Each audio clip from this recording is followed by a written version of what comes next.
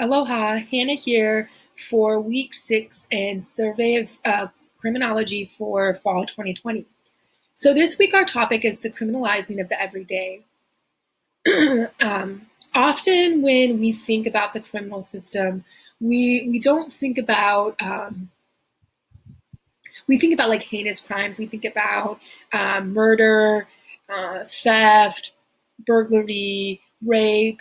Um, but what happens when everyday things become criminalized?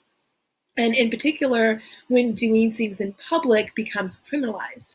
And so often when we think about this topic, we think about criminalizing the homeless community.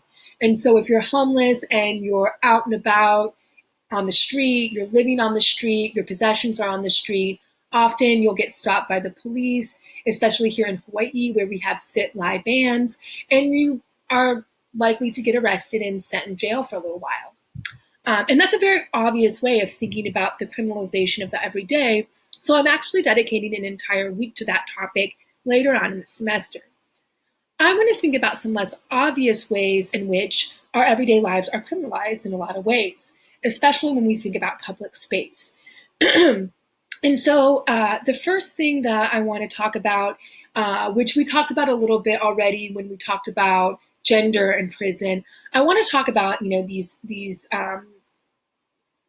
behaviors, these risky behaviors that teenagers and youth often engage in.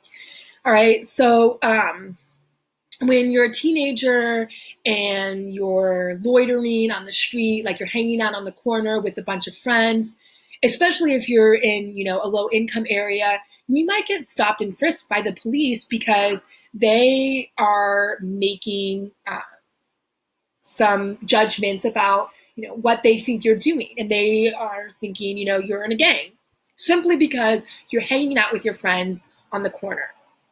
And so when we think about which type of teens are more likely to be engaging in that type of behavior, it's probably poor teenagers who are living in really cramped quarters and they don't have space in their homes to hang out like in the living room because that's where their parents are like taking care of, maybe younger siblings or that sort of thing. And so that's, the only space they have to hang out with their friends is in public versus wealthier teenagers.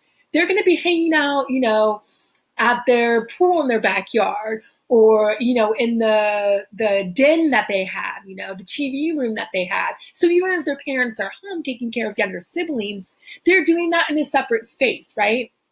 And so when we start to think about, teenagers who are entering the criminal system, they're doing stuff in public that their wealthier counterparts are doing in private.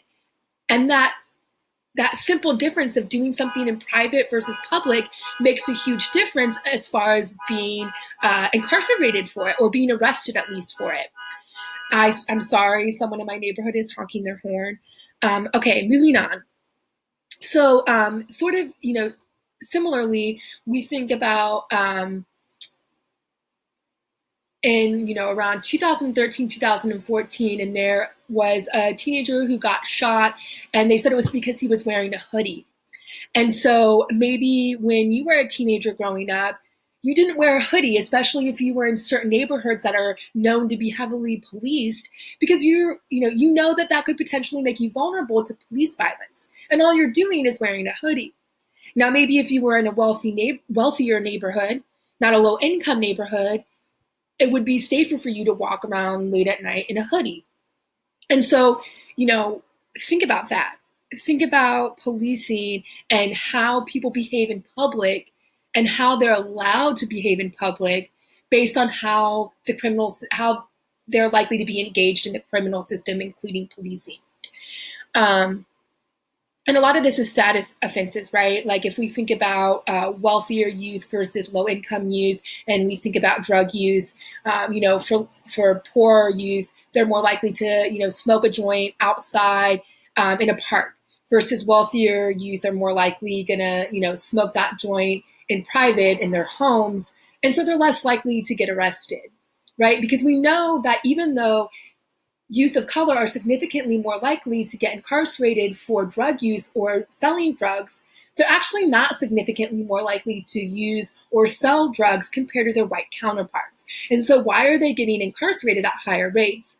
Well, part of it is, we've got stop and frisk laws that disproportionately mean youth of color are going to get stopped and frisked more, which means they're going to get arrested more and then entering the criminal system more.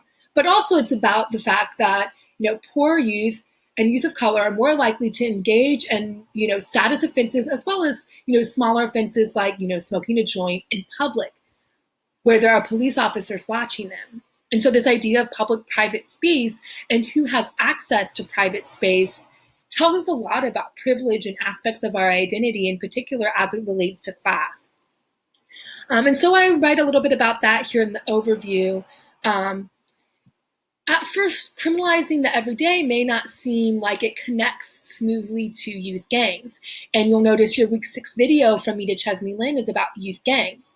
But really it does, because, youth and poor neighborhoods are more likely to get arrested under the guise of, quote unquote, you're in a gang because you're hanging out in a group on the corner, compared to wealthier, often white counterparts, right? And so this idea of you're going to be in a gang because you're simply existing in public, that's sort of the connection there with the criminalizing of the everyday and Mita's work on youth gangs. And then I have a PowerPoint here about the public-private binary and how private intimacy and private, as well as other forms of stuff we do in private, it privileges wealthier folks. And so if we think about sex work, so if you're John with a high-end prostitute who's probably white, or at least adheres to more conventional notions of beauty standards, you're probably engaging in paid for sex in private at a hotel, at your home, versus when you're talking about, queer identified sex workers who don't adhere so much to traditional notions of what a woman should look like, that's probably going to happen on the street with a poor John who isn't able to pay for that private space, and you're more likely to get caught, right? And so even something like having sex in public, it matters as far as policing. And so that's kind of what my private public binary PowerPoint gets at. So be sure to download that and read over it. That's kind of all I have for criminalizing the everyday.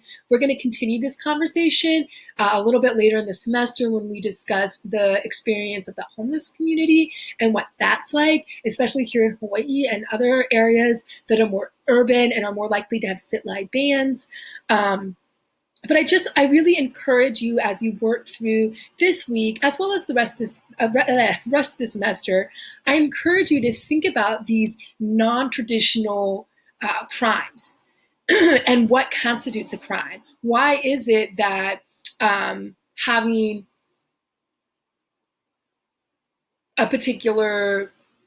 living in a particular neighborhood puts you more at risk for getting arrested for a status offense? And why is it that we criminalize people who are doing certain things in public? And why is that worse than doing it in private? And what's that about, right? It's about class, it's about wealth. And it's a non-traditional way of thinking about criminology. It's an intersectional approach, if you will. So that's all I have for week 6. Thank you so much for listening, and I look forward to your work. Bye, folks.